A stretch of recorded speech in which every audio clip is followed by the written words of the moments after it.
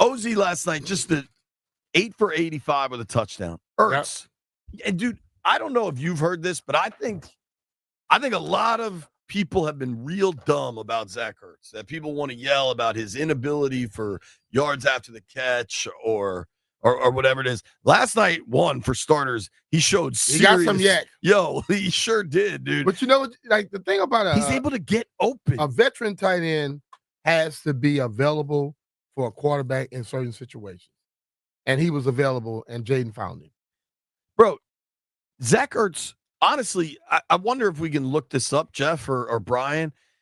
Zack Herz now, with one game to go, has 61 catches for 610 yards and 6 touchdowns. I think that's easily the best season for a Washington tight end since Logan Thomas's first year here, back in whenever LT showed up, which was 20 or 21, I would guess. Those are really solid, strong numbers. Ertz has helped you time and time again. His ability to get open. And what it just shows me more than anything is this team, and the message comes from, I think, the absolute top. Certainly DQ preaches. It's overly simple to just say it's next man up, next man up. Yeah. Because what it is but they get the next man up prepared. Totally. They don't have guys that's not prepared. Yeah. There's a level of preparation. They coach it that way. And listen, I understand people like to be skeptical, but at this point, I don't know how you can be. There is a belief. The only skeptical people now are haters. Yeah, I think you're right. That's just my saying. I think you're so right, because I think they have been coached and honestly put together in a manner of which they got like-minded people to join in the same mission of winning. But when you put 5 out there with this group, makes it special. When you have a quarterback that no matter what, his willingness to do whatever is required to win shines through week after week after week after week, month after month, the ability to put the work in, that carries over to the whole team. And when you have that guy right there is as dedicated as he is and does the things he does. I used to use Alex Ovechkin as that example. Sure. When your best player is your hardest worker, it's not easy to get the rest of your guys to fall in place. Then your most decorated player, Bobby Wagner, that dude right there just works. After the game, everybody coming through there and you look at how hyped they are. First time I saw a smile was last night, and it was very slight. For Bobby? It wasn't the biggest smile, but he dapped me up. Dude got some rough hands, boy. That's actually why he made tackle. He's strong, dog. But, it's been a pleasure, man, watching this team, because people don't understand, when you play for something, you become indebted to it in a sense, Sure. And you want to see them perform well. But if you're doing this job that we do, sometimes you have to discuss bad stuff. Yeah.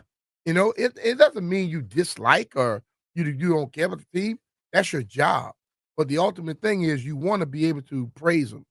And we've had a lot about this year, and I think it's still going to be more praising coming up.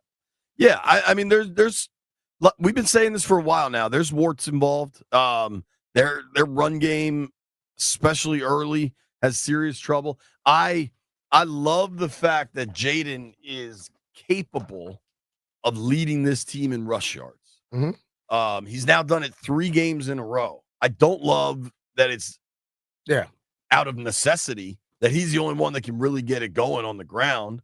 Like B-Rob yesterday ended up with 4.8 a carry. It's funny at 60 yards. The numbers feel better than than it looked than watching it. But late in that game, B-Rob was able to carve them up a little bit. Part of the reason was halftime the numbers got hurt.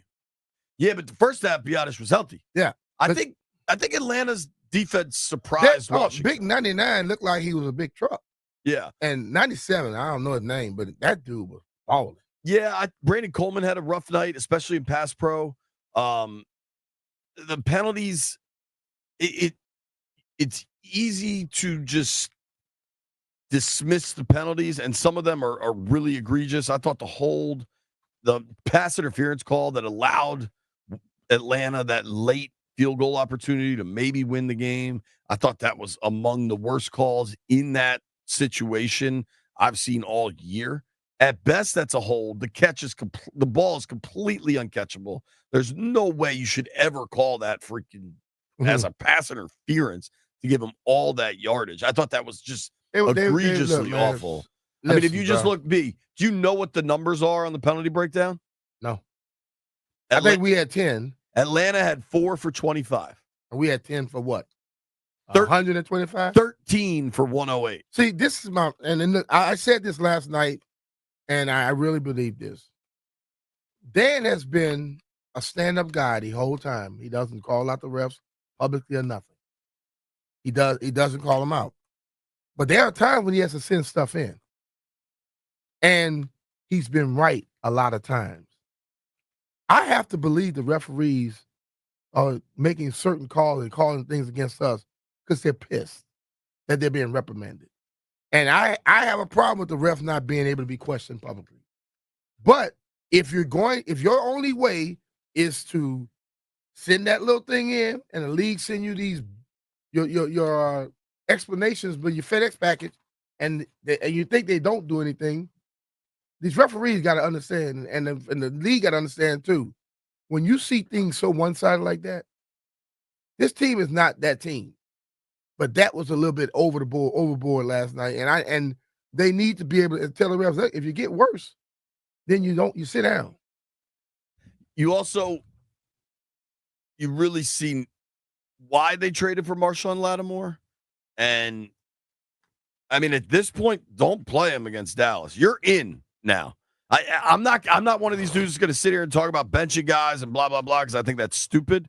But specific to Lattimore, like you're in the playoffs and this hamstring thing doesn't go away, you wait till week 19 for Lattimore to come back. But damn, they're significantly better. And I know a lot of folks don't love Benjamin St. Juste, but Mike Davis isn't better. And they're just, some of the flags are legit because those dudes are grabby because they're getting beat.